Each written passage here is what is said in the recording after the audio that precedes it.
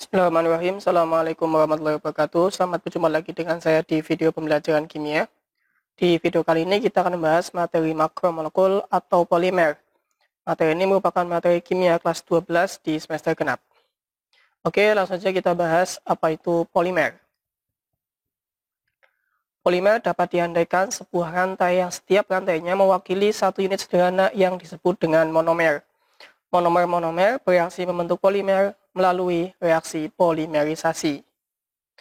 Molekul-molekul polimer terdiri dari molekul besar sehingga disebut juga sebagai makromolekul ya. Kalau kecilkan mikro ya, ini karena molekulnya besar disebut sebagai makromolekul. Sebagai gambaran, di sini ada penggambaran suatu monomer-monomer ya. Banyak sekali monomer-monomer sebagai molekul yang kecil kemudian mengalami reaksi polimerisasi membentuk suatu molekul yang lebih besar yang disebut sebagai polimer. Inilah penggambaran sederhana dari pembentukan monomer menjadi polimer. Nah, untuk reaksi polimerisasi sendiri ada dua macam. Yang pertama adalah polimerisasi adisi, yaitu reaksi yang terjadi pada monomer-monomer yang mempunyai ikatan rangkap. Sebagai contoh, di sini ada reaksi polimerisasi atau pembentukan polimer polietena atau polietilena ya. Kita perhatikan di sini ya, di sini ada dua molekul etena ya. Etena ini masing-masing molekulnya mempunyai ikatan rangkap dua. Nah, ketika etena ini berikatan sesama etena ya, maka ketika dua etena menjadi dimer etena. Nah, kalau misalkan ada banyak etena, maka disebut sebagai polietena. Nah, proses pembentukan ini dengan cara memutuskan ikatan rangkap di sini ya. Ini putus, kemudian ini putus juga. Nah, membentuk ikatan lagi di sini sama di sini. Ini disebut sebagai reaksi polimerisasi adisi. Contoh lainnya adalah reaksi polimerisasi atau pembentukan polimer PVC atau polivinyl klorida ya. Karena satu molekul vinyl klorida itu mempunyai ikatan rangkap dua di sini. Nah, ketika banyak molekul vinyl klorida atau monomer-monomer vinyl klorida bergabung ya, maka ikatan rangkapnya akan putus atau mengalami adisi sehingga menjadi ikatan tunggal. Nah, reaksi polimerisasi pembentukan PVC ini juga disebut sebagai polimerisasi adisi karena memutus ikatan rangkap. Nah, yang kedua ada reaksi polimerisasi kondensasi, di mana pada reaksi polimerisasi kondensasi ini monomer-monomer saling berikatan dengan cara melepaskan suatu molekul kecil. Nah, biasanya ada molekul H2O atau CH3OH yang dilepaskan. Polimerisasi kondensasi ini terjadi pada monomer yang mempunyai setidaknya dua gugus aktif. Contohnya adalah polimerisasi atau pembentukan polimer nilon 66 ya. Di sini polimer nilon 66 dibentuk dari monomer asam adipat dan 1,16 diaminoheksana ya. Nah, di sini ada molekul asam adipat ya. Pada molekul asam adipat terdapat gugus aktif OH di sini, ya kan? OH. Kemudian pada molekul 16 diaminoheksana ada gugus H di sini ya.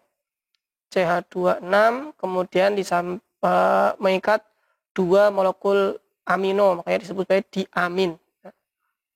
Nah, dari asam adipat ini akan melepaskan molekul OH dan pada molekul 1,6 diaminoheksana akan melepaskan gugus H. OH dan H ini akan bergabung membentuk H2O. Nah, maka tangan yang di sini, C di sini ya, yang semula mengikat OH akan langsung mengikat N. Ini ya. Ini kan mula-mula mengikat OH nih. Nah, ini mula-mula mengikat H. Nah, ini akan langsung berikatan. Nah, reaksi ini disebut sebagai reaksi polimerisasi kondensasi karena pada pembentukan polimernya melepaskan molekul H2O ya. Contoh lainnya adalah pembentukan polimer dacron, yaitu dibentuk dari monomer dimetil tereftalat dan etilen glikol ya. Nah, pada dimetil tereftalat ada gugus CH3 di sini ya. Metil, dan pada molekul etilen atau monomer etilen glikol itu ada gugus OH. Nah, ketika mereka bereaksi membentuk polimer dacron, maka dari dimetil tereftalat akan melepaskan gugus CH3-nya, sedangkan dari etilen glikol akan melepas gugus OH-nya membentuk CH3OH. Nah, tangan C ini ya, yang semula mengikat OH dan tangan O di sini yang semula mengikat CH3 akan saling berikatan di sini nih. Nah, ini adalah namanya polimerisasi kondensasi. Reaksi polimer atau reaksi polimerisasi yang dimana melepaskan molekul kecil ya. Sini contohnya adalah H2O dan CH3OH. Kemudian kita akan membahas penggolongan polimer. Yang pertama adalah berdasarkan asalnya. Penggolongan polimer berdasarkan asal itu ada dua. Yang pertama adalah polimer alam dan yang kedua adalah polimer sintetis ya. Kalau polimer alam tentunya adalah polimer yang sudah ada di alam. Contohnya ya protein, amilem, selulosa, asam nukleat, karet alam dan yang lain-lain. Nah, protein ini merupakan polimer hasil reaksi polimerisasi atau pembentukan polimer dari asam amino. Asam amino reaksi bergabung membentuk polimer. Amilem itu juga merupakan polimer alam. Nah, di mana monomernya adalah glukosa. Ini glukosa, banyak monomer glukosa atau glukosa bereaksi bergabung untuk suatu polimer amilem. Kemudian ada selulosa. Selulosa juga sama, yaitu adalah polimer dari glukosa ya. Ada asam nukleat. Asam nukleat ini merupakan polimer dari nukleotida ya. Banyak molekul nukleotida bergabung membentuk suatu asam nukleat. Kemudian ada karet alam. Monomernya adalah isopena. Isopena ini mengalami reaksi polimerisasi adisi ya. Isopena mengalami adisi membentuk suatu karet alam. Nah, contoh-contoh atau sumber yang dari polimer ini untuk protein ya ada banyak ya, ada di wol, di sutra dan sebagainya. Kemudian di amilem ada di beras, gandum, selulosa ada di kayu atau tumbuh-tumbuhan. Kemudian asam nukleat ada di DNA, RNA, dan untuk karet alam ya berada di getah pohon karet ya. Ini adalah polimer alam yang sudah ada atau sudah terbentuk di alam. Yang kedua ada polimer sintetis, artinya berarti polimer yang hasil buatan ya.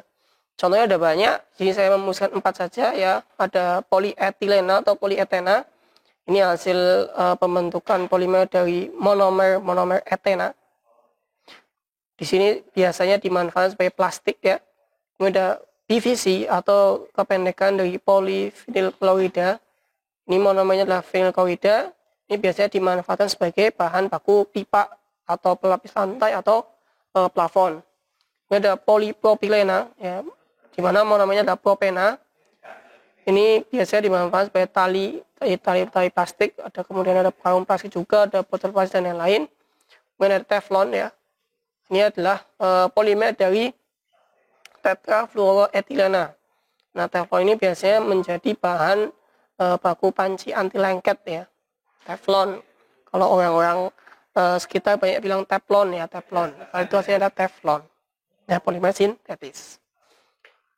Kemudian soalnya ada penggolongan polimer berdasarkan jenis monomernya. Yang pertama ada homopolimer.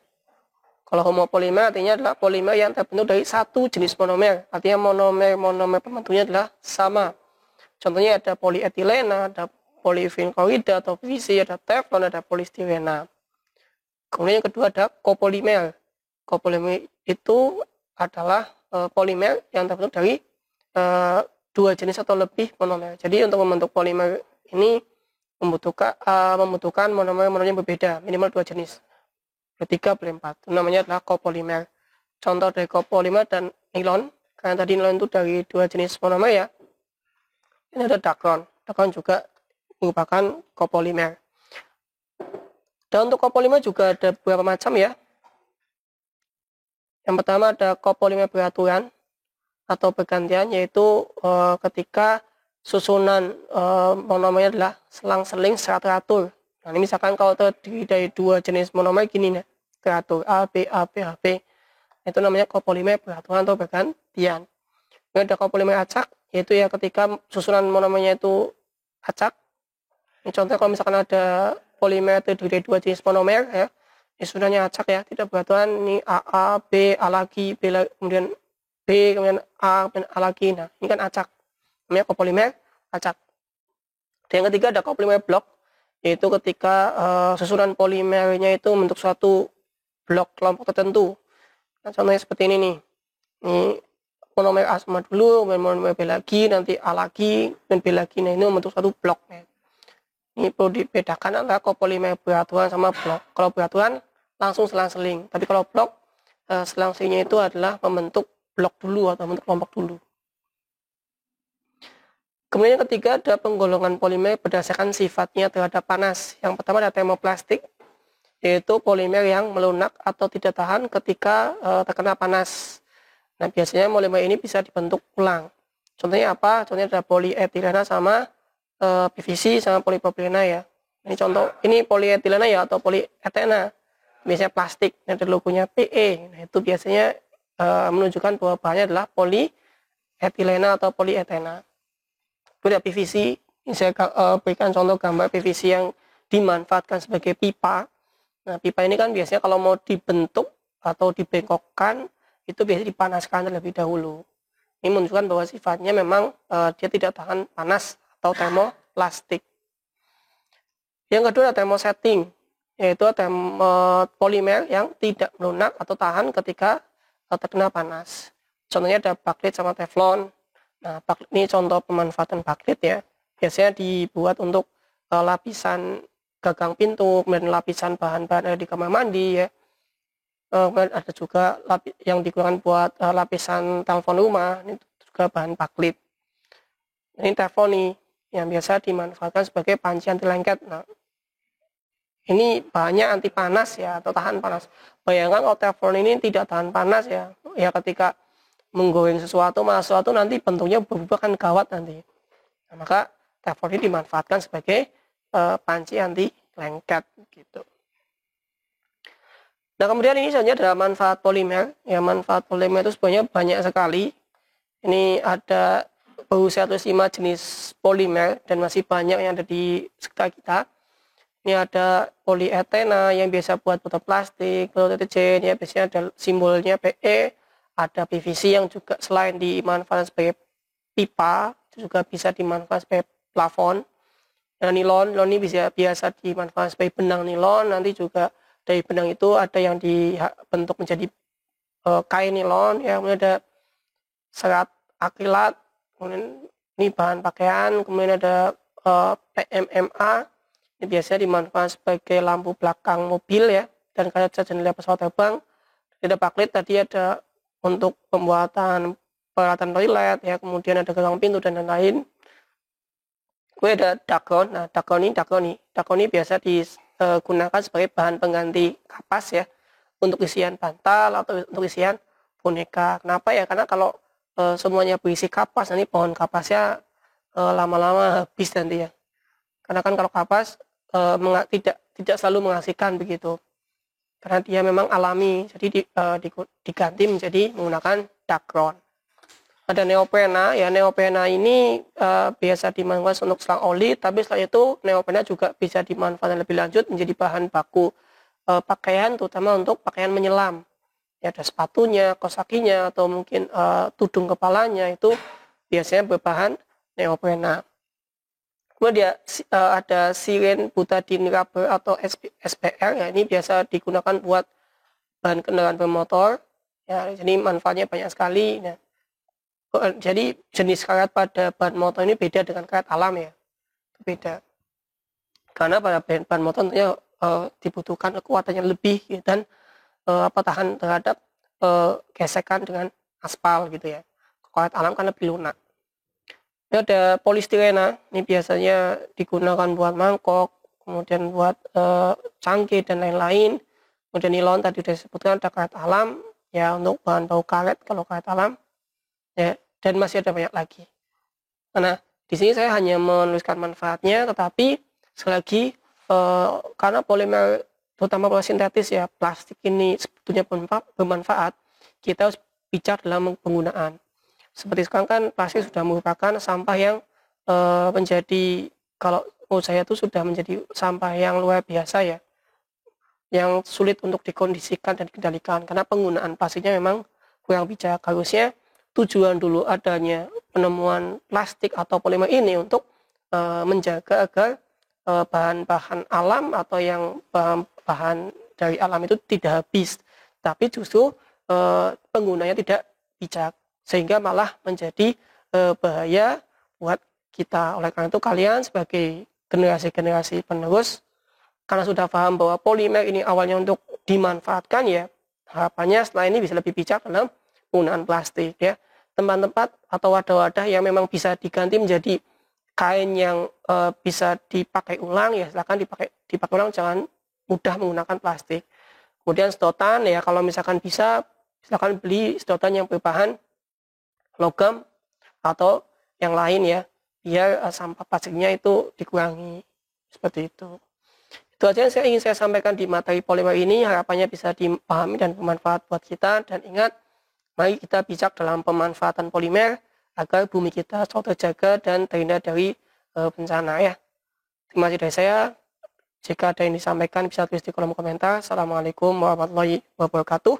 Selamat berjumpa di video selanjutnya.